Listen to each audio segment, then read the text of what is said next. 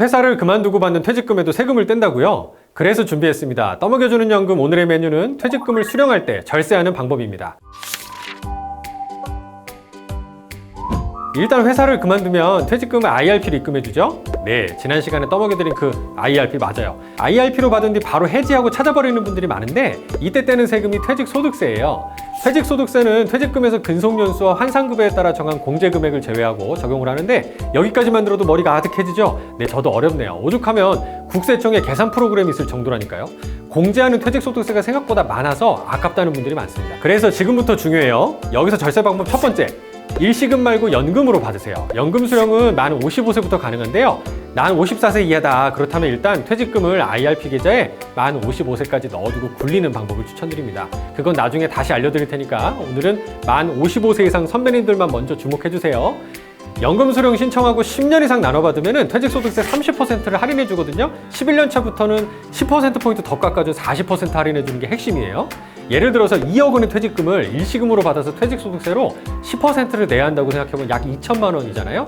여기서 30%면 무려 600만 원 정도로 큰 돈이에요. 근데 난 연금은 필요 없고 목돈이 필요한 분이라면 여기서 절세 방법 두 번째, 연금 수령 한도라는 걸 체크해 보세요. 자, 이게 계산식이 좀 나오긴 하는데 아주 간단한 산수니까 놀라시지 말고요. 55세에 연금 수령을 신청하면은 연금 수령 연차가 1년 차라는 게 되거든요. 연간 연금 수령 한도는 연금 계좌의 평가액을 11 빼기 연금 수령 연차로 나눈 금액에다가 120%를 곱한 값이에요. 그러니까 만일 내 퇴직금이 2억 원이고 연금 수령 연차가 1년 차면 2억 나누기 11 빼기 1 하면 10이잖아요.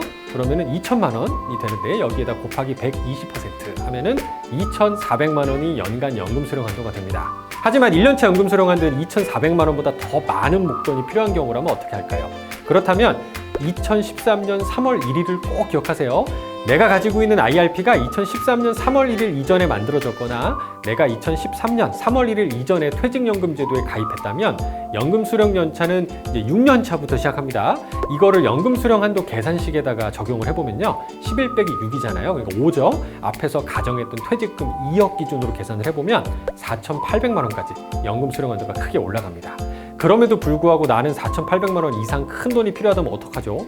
네, 인출이 안 되는 건 아니에요. 그런데 연금 수령 한도를 초과하는 금액에 대해서는 할인 혜택이 없어요. 본래의 퇴직소득 세율을 적용합니다. 따라서 만일 급하게 내가 돈이 필요해서 전액을 찾아야 되더라도 일단 만 55세 되는 시점에 연금 수령 개시 신청을 먼저 하시고 전액을 인출하시면은 첫 해 연금 수령 한도만큼은 퇴직소득 세율에 대한 할인 적용 받을 수 있으니까 연금 수령 신청을 먼저 하시는 거 꼭 기억하세요. 선배님들한테 제가 이 말씀 해드리면 아주 고마워하시더라고요. 자, 마지막으로 절세 방법 세 번째.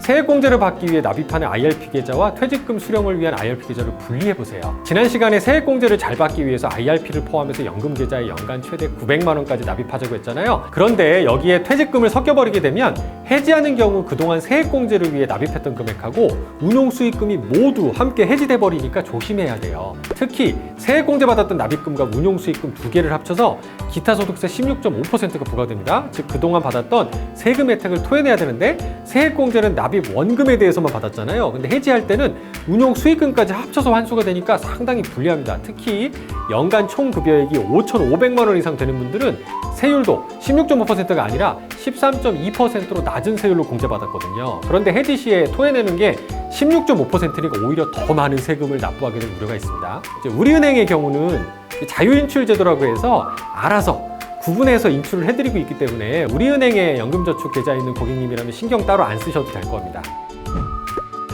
오늘은 퇴직금 수령할 때 절세하는 방법 알려드렸는데 어떠셨나요? 다음번에는 해외 투자할 때 연금 계좌로 절세하는 방법 떠먹여 드릴게요. 또 오세요.